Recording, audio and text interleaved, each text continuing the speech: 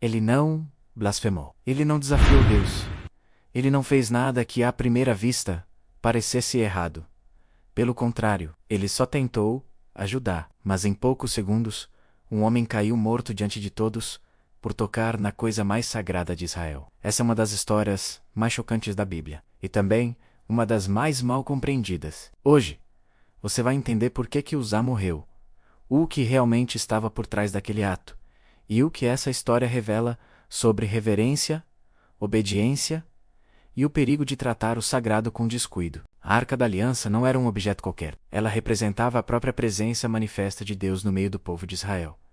Dentro dela estavam as tábuas da lei, os 10 mandamentos, um vaso de ouro contendo o maná, o pão que caiu do céu, e a vara de Arão, que floresceu, era o epicentro da santidade. E por causa disso, Deus tinha dado instruções muito claras e específicas sobre ela. A arca não podia ser tocada por mãos humanas, e ela só podia ser transportada de uma única maneira, pelos levitas da família de Coate, carregada sobre os ombros, usando varas que passavam por argolas de ouro nas laterais da arca. Qualquer outro método era proibido. Mas os anos passaram, as guerras vieram, e a arca ficou guardada por um longo tempo. A reverência foi se perdendo, dando lugar a uma perigosa familiaridade.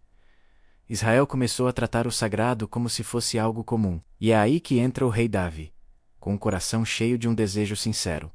Ele decide trazer a Arca da Aliança de volta para Jerusalém, o centro da nação. A intenção era nobre, o plano era grandioso. Havia festa, música, uma celebração nacional. O povo estava eufórico para ter a presença de Deus de volta. Mas no meio de toda essa alegria, existia um problema gravíssimo. Um erro fatal, que passava despercebido. Em vez de seguir as ordens de Deus, eles decidiram imitar o método dos filisteus, seus inimigos. A arca foi colocada sobre um carro de bois novinho em folha, sendo conduzida por Uzá e seu irmão, Aiô, filhos de Abinadab, na casa de quem a arca esteve guardada por anos. Tudo parecia bem. A multidão cantava, Davi dançava e o carro avançava.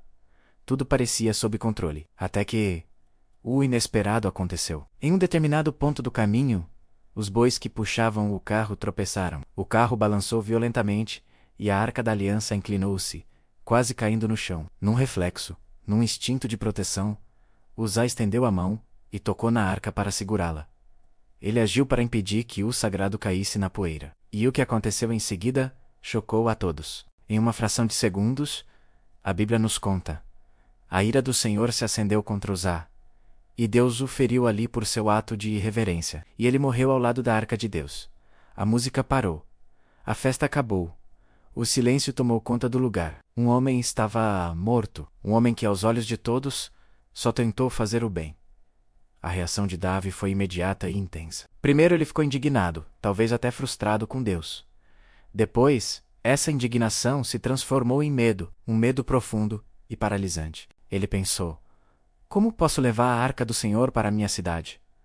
O medo foi tanto que ele desistiu do plano. A arca foi desviada e deixada na casa de um homem chamado Obed-edom. E aqui, algo curioso acontece. Durante os 3 meses em que a arca ficou na casa daquele homem, a Bíblia diz que o Senhor abençoou abundantemente toda a sua família e tudo o que ele possuía. Isso provou uma coisa: o problema nunca foi Deus ou a santidade da arca.